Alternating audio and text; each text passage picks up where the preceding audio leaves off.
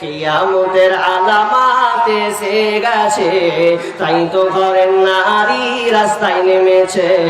কিয়ামতের আলামাত এসে গেছে, তাই তো ঘরের নারী রাস্তায় নেমেছে।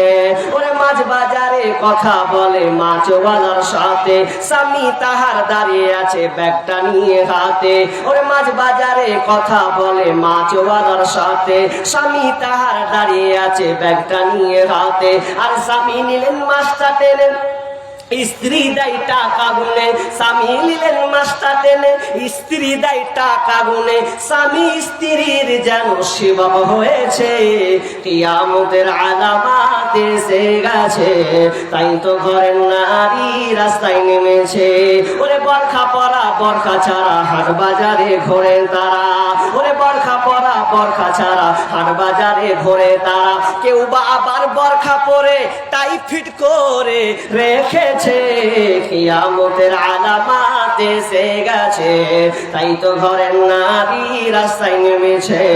কিয়ামতের আলামাত এসে গেছে, তাই তো ঘরের নারী রাস্তায় নেমেছে। ওরে হাট বাজারে মার্কেটে যান দেখবে শুধু নারী, কেউ বা আবার সেজে কুজে করছে দোকানদারি। আপনার এদিকে আছে? নাই নাই।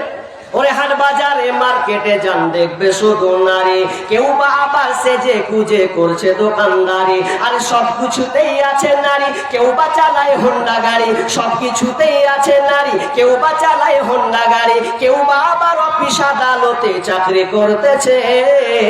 কিয়ামতের আলামাত এসে গেছে, তাই তো ঘরের নারী রাস্তায় নেমেছে। কিয়ামতের আলামাত এসে গেছে, তাই তো ঘরের নারী রাস্তায় নেমেছে। এমন সময় হঠাৎ করে ফাতেমার মনটা যেন বেচৈন হয়ে গেল, মনটা ভারাক্রান্ত হয়ে গেল। কথা যেন আর শুনতে ভালো লাগে না। আসমা বিনতে উমাইস তার নারী একটু ধাক্কা মেরে বলছে, গোবো আমি বলছি তোর বাবার হিজরতের কথা, কিন্তু তোর ধ্যানটা অন্যদিকে কেন? তখন ফাতেমা বলছে, গোবো জান, আপনি আমাকে আব্বার ব্যাপারে বললেন, হুট করে আমার আব্বার কথা মনে পড়ে গেল। আব্বা যেদিনকে ইন্তেকাল করে, যেদিনকে মারা যায়, আমি সেদিনকে কান্নাকাটি করেছিলাম, খুব আমি যেন কান্না করেছিলাম। এমন সময়, ওই মুহূর্তের সময় আব্বা তখনও কিন্তু মারা যাননি। এমন সময় আমাকে ডেকে বলছেন, বেটি ফাতেমা আয় আয় আমার কাছে আয়, এবং কানে লাগিয়ে যেন কি যেন বলা শুরু করলো। এমন সময় বলছেন ফাতেমা আসমা বিনতে উমাইসকে, আমার আব্বা আমাকে একটা কথা বললো, ফাতেমা রে কাঁদিস না কাঁদিস না, আমি হয় চলে গেলাম, 6 মাস পর তোর মৃত্যুবরণ হবে, এ নিয়ে আর কান্নাকাটি করো না। তো আমার আব্বার কথা মনে পড়ে গেল। আর যেমনই মনে পড়া, আমারও আর বেশি দিন সময় নয়, 6 মাস ঘনিয়ে আসছে। তো আমার একটাই টেনশন এখন চাপছে, টেনশনটা এত খাতারনাক যে আমি কি করব কোনো বুঝে পাচ্ছি না। আমি যে মারা যাব, আমি তো নিজেকে এখন বেঁচে আছি, নিজেকে এখন আমি সুন্দর হেফাজতে রেখেছি, এতটা কন্ট্রোলে রেখেছি, কিন্তু আমি যেদিন মারা যাব সেদিন আমার দেহের অবস্থা কি হবে না জানি। আমি বেপরদা হয়ে যাব, পর পুরুষ পর মহিলা আমাকে দেখে ফেলবে। কি দেখেন তাদের চেতনা। আরে মরেনি, ফাতেমা রাদিয়াল্লাহু তাআলা এখনো মরেনি, এরপরেও আর টেনশন যে আমি এখন বেঁচে আছি, আমার বরখাটাকে আমার পর্দা দিয়ে, আমার কাপড় দিয়ে আমি সম্পূর্ণ ঢাকা দিয়েছি, মরে গেলে তো আমি আর পারবো না। কি হবে সেদিন, কি হবে আমার লাশের অবস্থা? তখন আসমা বিনতে উমাইস তার নানি এবার সুসংবাদ দিচ্ছে, গোবো চুপ করো, আর কান্না করো না, আর বেচৈন হয়ে না, আপনি এই কাজের দায়িত্ব নিলাম। যদি আল্লাহ আমাকে চাই দায়িত্ব নিলাম, তুমি যদি মারা যাও আর আল্লাহ যদি আমাকে বাঁচিয়ে রাখে, তো আমি গ্যারান্টি দিয়ে বলছে, তুমি মারা গেলে আমি কাউকে দেখার সাহস দিই না। তুমি যখন মারা যাবে, আমি বিশাল বড় একটা কাপড় দিয়ে ঢেকে দেব, এত বড় কাপড় দিয়ে ঢেকে দেব যাতে কেউ তোমাকে বুঝতে না পারে। শুধু তাই নয়, কাপড়টা যে ঢেকে দিব, 4টা গম্বুজ, 4টা লাঠি চারদিকে পুঁতে দেব। আর পুঁতে দিলে গ্রামের মানুষ যদি আসে বুঝতে পারবে না তোমার হাইটটা কত বড়, তুমি ধলো না কালো, তুমি বেটে না মোটা, এগুলো দেখার কোনো তাদের সুযোগ থাকবে না। যখন এই কথা বলা সঙ্গে সঙ্গে ফাতেমা হেসে যেন উঠলেন আর বললেন, বুবুরে আল্লাহ যেন আপনাকে সেই রকম হেফাজতে রাখে। কিয়ামতের এমন নিদর্শন এখন হয়েছে, অথচ আমরা নিজেকে মনে করি আমরা উম্মতে মুহাম্মাদি দাবি করে, কিন্তু না না, আমাদের কেমন আচরণ। অথচ মা আয়েশা রাদিয়াল্লাহু তাআলা আনহা বিশ্বনবীকে বলছেন, আর রিজালু ওয়ান নিসাউ জামিয়া ইয়ানজুরু বাযুহুম ইলা বাযিন। ও দয়ার নবী গো, সেদিন তো ছেলে মেয়ে যে একাকার হবে, উলঙ্গ হয়ে থাকবে, কাপড় থাকবে না, তাহলে তো এক অপরকে তাকাবে। বিষ্ণু বলে, ইয়া আয়েশাতুল আমরু আসাদু মিন আইয়ানজুরা বাযুহুম ইলা বাযিন। আয়েশা রে, তুমি যেটা বলছো আসলে সেটা নয়। সেদিনকে মানুষ যে উলঙ্গ থাকবে, কিন্তু তাদের ধ্যান ধারণা ওই দিকে থাকবে না, শুধু নিজেকে বাঁচার জন্য ত্রাহি ত্রাহি করবে। আর সূর্য তো মাথার উপরে, জমিন তো তামার হয়ে আছে, মানুষ ঘমার্ত অবস্থায় রয়েছে, ঘামের অবস্থায় রয়েছে। তুমি কেমন করে বলো, মানুষের নজর সেই দিনকে কুদৃষ্টিতে থাকবে না, বরং নিজেকে বাঁচার জন্য ত্রাহি ত্রাহি করবে। কেমন ত্রাহি ত্রাহি করবে, কেমন নাফসি নাফসি করবে একটু বলি। তবে হাদিসটা আপনারা বুঝতে পারলেন কিনা, আপনার ব্রেন কি বলে যে হ্যাঁ এটা হয়, আবার উলঙ্গ হলে তো মন মানসিকতা যাবে। একটু দুইটা উদাহরণ দিব, চট করে আপনি হাদিসটা বুঝে নেবেন। কি উদাহরণ? এক, আপনাকে ডাক্তার বললে সুগার, এই এদিকে দেখান, আপনাকে বললে আপনার সুগার হয়েছে, মন খারাপ, এত কম বয়সে সুগার ধরে নিলে, টেনশন টেনশন। আচ্ছা, ওষুধ খাচ্ছেন সুগার বাঁচার, নিজেকে বাঁচার জন্য। 1 মাস গেল, 2 মাস গেল, 1 বছর গেল, গেতে গেতে আবার ডাক্তারের কাছে মন ভালো নেই, শরীর ভালো করে না, ছিটপিট খেতে পারি না, আর শরীর যেন হালকা পাতলা শুরু হয়ে গেল, কেমন জানি। ডাক্তার রিপোর্ট দিয়ে দেখছে সবকিছু, ও আপনি শেষ। কেন? বুঝছে ক্যান্সার হয়ে গেছে, ক্যান্সার। আচ্ছা বলেন, প্রথমে যখন সুগার বললে টেনশন, দ্বিতীয়তে বললো যে তোমাকে ক্যান্সার হয়েছে। আচ্ছা বলেন তো, সুগারের টেনশন থাকবে না ক্যান্সারের টেনশন থাকবে? এখন সুগার বলেও ভুলে যাবে যে ক্যান্সার মানে কি, যে আমি আর নেই, 4টা স্তর পার হলে আমি শেষ। এত মারাত্মক ডেঞ্জারাস একটা রোগ হচ্ছে ক্যান্সার। তাহলে আপনার আর সুগার বলে মনে থাকবে না। শুধু তাই নয়, উদাহরণ আর একটু ভালো করে নি। আপনি বিয়ে করেছেন, বিয়ে যখন করেছেন, নতুন বিবি ভোগ পেয়েছেন, আপনি ঘুরতে যাবেন সিঙ্গাপুর, কোথায় যাবেন আপনি দার্জিলিং, কোথায় যাবেন আপনি ভিক্টোরিয়া, কলকাতা, বিভিন্ন জায়গা যাবেন।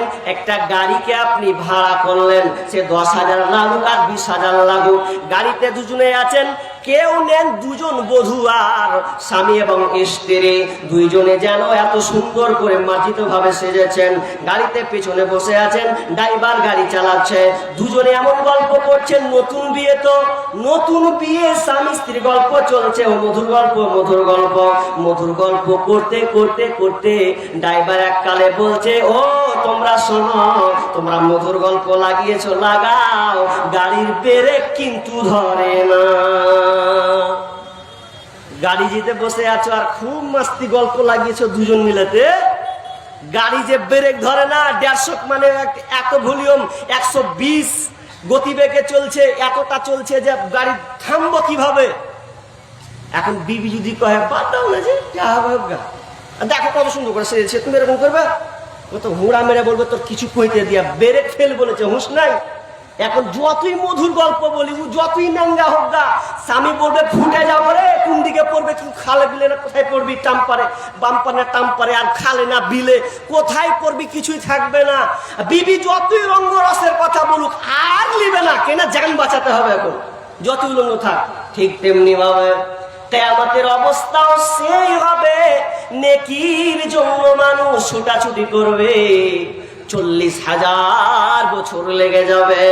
40,000 বছর আল্লাহর পানে কি জানি কি হয়, বিচার যখন বসবে কি হালাত হবে, এখন তো বেঁচে উঠতে পারে না। কোথায় যাব নিজেকে মনে হবে অপরাধী। তবে শুনেলেন, একটু বাইরের কথাটা বলে দিই 1 মিনিটের জন্য।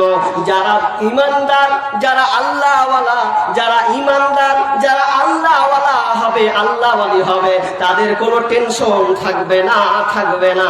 কারণ তারা আরশের নিচে ছায়া পাবে। বিষ্ণু বলেছেন 7 শ্রেণীর লোক আরশের নিচে ছায়া তলে থাকবে। তার মধ্যে 7 শ্রেণীর মধ্যে 1 নাম্বার হচ্ছে ন্যায়পরায়ণ নেতা। আপনাকে সঙ্গীতের মাধ্যমে বলে দিয়েছে 7 শ্রেণীর লোক আরশের নিচে ছায়া পাবে। 1 নম্বর আল ইমামুল আদিল ওয়াসাফুন নাসা ফি ইবাদাতি রাব্বে। 7 শ্রেণীর লোক আল্লাহ তাআলা আরশের নিচে ছায়া পাবে, এদের কোনো কষ্ট হবে না। আরশের নিচে জায়গা যদি পেতে চাও, 7 শ্রেণীর মধ্যে তুমি গণ্য হও। আরশের নিচে জায়গা যদি পেতে চাও, 7 শ্রেণীর মধ্যে তুমি গণ্য হও।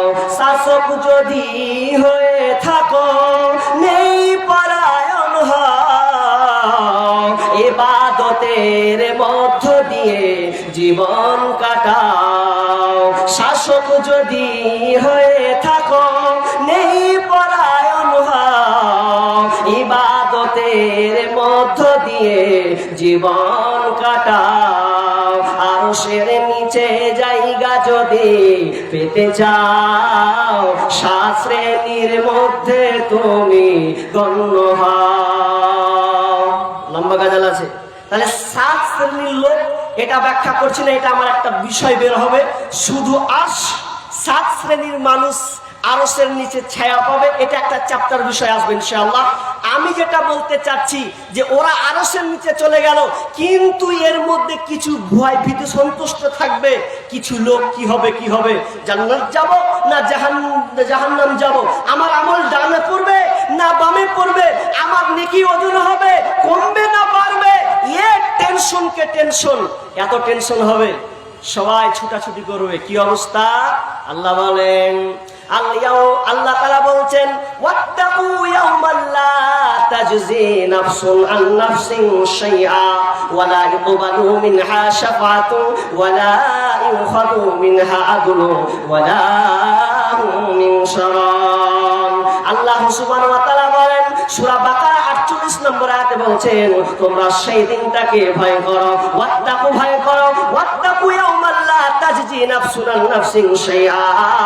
তোমরা সেই দিনকে ভয় করো যেদিনকে কেউ কার কোনো কাজে আসবে না, ওয়ালা ইকবালু মিনহা শাফাআতু, এবং কারো পক্ষ থেকে সুপারিশ গ্রহণ করা হবে না, ওয়ালা ইউখাযু মিনহা আজরু, এবং কারো কাছ থেকে কোনো বিনিময় গ্রহণ করা হবে না, ওয়ালা হুম ইনসারুন, কেউ সাহায্যকার পক্ষ থেকে সাহায্য প্রাপ্ত হবে না। তার মানে সেদিন বিভীষিকাময় পরিস্থিতির দিনে কেউ কারো কাজে আসবে না। শুধু তাই নয়, আল্লাহ বলছেন ফাইদা জাআতিস সাখা, যেদিনকে একটা প্রকার একটা শব্দ হবে, আল ইয়াউমা ইয়াফিরুল মারউ মিন আখিহি ওয়া উম্মিহি ওয়া আবিহি ওয়া সাহিবাতিহি ওয়া বানি। আল্লাহ বলছেন সেদিন এমন একটা বিভীষিকাময় হবে, তার ভাই থেকে সে দূরে পালাবে, ভাইয়ের পরিচয় দিতে চাইবে না। তুমি আমার ভাই নয়, সেদিনকে ভাই ভাইকে পরিচয় দিবে না। কেন দিবে না? না জানি আমাকে বলবে একটা নেকি দাও, আমার একটা নেকির কমতি পড়ে গেছে, কিছু নেকি দাও। এই জন্য সে বলবে, যা দুনিয়ায় আমার কেউ ভাই ছিল না, তুই আবার কে ভাই? তো দূরের কথা রে, আমার মা বাপ পর্যন্ত নাই, তো আবার ভাই কিসের? আবার যাবে আপনার কিনা বিবির কাছে যাবে, বিবির কাছে পিতার কাছে যাবে, পিতা বলবে আমি তোমার সন্তান না, আমি তোমার পিতা নয়। বলবে আব্বা আমার একটা নেকি দরকার। বাপ ছেলের সামনে যাবে, ছেলেকে বলবে দাদারে একটা নেকি দাও, আমি দুনিয়াতে তোমার জন্য কত পরিশ্রম করেছি, তোমার জন্য জায়গা নিয়েছি, তোমার জন্য আমি বাড়ি করেছি, তোমাকে ভালো জায়গায় পড়াশোনায় তোমাকে ডিগ্রি পাস করিয়েছে, সেদিন তুমি ভালো পর্যায়ে গিয়েছিলে। আজকে আমি বেশি কিছু চাই না বেটা, তুমি আমাকে একটা নেকি দাও। কিন্তু সেদিনকে বেটা বলবে আমার বাপই ছিল না, তো আমি কি করে আমার বাপ হলো? না না না, দুনিয়াতে আমার বাপ বলে কেউ নাই। যেই বিবিকে আপনি এতটা ভালোবাসেন, যা চেয়েছেন তাই পেয়েছে, যাই চেয়েছেন তাই দিয়েছেন, এত এত সুন্দর যে আপনি যা কিছু দিয়েছেন বিবেকে সেটাই সে নিয়েছে। কিন্তু কিয়ামতের দিন আপনার নেকি কমে গেলে স্ত্রী তখন বলবে দুনিয়াতে আমার স্বামী বলে কেউ ছিল না। এক কথায় সারাংশ সেই দিন হবে কি করি, কোথায় যাই, কোথায় যায়। আল্লাহ তো এখনো বিচার শুরু করেনি, আমরা তো আর টিকতে পারি না। টিকা খুব মুশকিল আছে। সূর্যের তাপ কেউ সহ্য করতে পারে গো, কথাটা একটু মন দিয়ে নেন না। মাথার উপরে সূর্য আসার চারটিখানি ব্যাপার। আরে চারাক যদি আপনি জ্বলান কেরোসিনে, তো এর টেম্পারেচার হচ্ছে 1000 ডিগ্রি সেলসিয়াস, 1300 ডিগ্রি সেলসিয়াস। আর একটা আগুনকে যখন পুরানো হয়, লোহাকে যখন গলা হয়, আর টেম্পারেচার লাগে 1500 থেকে 1600 ডিগ্রি সেলসিয়াস। মোমবাতি জ্বালাতে গেলে 1000 ডিগ্রি সেলসিয়াস তাপমাত্রা। তাহলে এতগুলো তাপমাত্রা যদি দুনিয়ার তাপমাত্রা সহ্য করতে না পারি, দুনিয়ার আগুন যদি সহ্য করা না যায়, সূর্য মাথার উপরে আসবে, কি হবে আপনার অবস্থা? বাঁচার কোনো পথ আছে? কেউ সেদিনকে রক্ষা পাবে না। ভাই একটা কথা বলি, দুনিয়াতে এসেছি এটা কিছুক্ষণের জন্য, যেতে হবে চিরজীবনের জন্য। আবার কথাটা আবার বলি, আমরা দুনিয়াতে এসেছি কিছু সময়ের জন্য, যেতে হবে চিরস্থায়ীর জন্য। যেই দিন হবে আপনার জান্নাত এবং জাহান্নাম এমন বিভীষিকাময় হবে, এই পরিস্থিতিতে কোথায় যাব, কোথায় যাব? সবাই যেন নফসি নফসি নফসি। এবার মুমিনরা, কিছু মুমিন আটকা পড়বে। আনাস রাদিয়াল্লাহু তাআলা আনহু বলছেন বুখারীর হাদিসে, যে যখন আটকা পড়বে তখন বলবে চল না, কোথায় যায়? যদি কিছু নিস্তার পাই, হিসাবটা শুরু হোক না, এখন এখান থেকে পরিত্রাণ পাই। তখন ওরা প্রথম কার কাছে যাবে? কার কাছে যাবে? কার কাছে যাবে? যাবে তো আদমের কাছে যাবে, যাবে তো আদমের কাছে যাবে। আদমের কাছে যখন যাবে, আদমকে দেখবে তিনি পায়ের হাঁটু গেড়ে বসে ইয়া নফসি ইয়া নফসি। তিনিও কাঁদো কাঁদো অবস্থায়, হায় আমার কি হবে, হায় আমার কি হবে। তারা আদমকে বলবে আদম, আল্লাহ আপনাকে নিজ হাতে বানিয়েছেন, নিজের হাতে আপনাকে তৈরি করেছেন, আপনাকে অনেক আল্লাহ দুনিয়ার সব কিছু শিক্ষা দিয়েছেন, আপনাকে আল্লাহ জান্নাতে থাকতে দিয়েছেন। একটাই আরজ করো, আমরা এখন বিপদে মুসিবতের মধ্যে পড়েছি,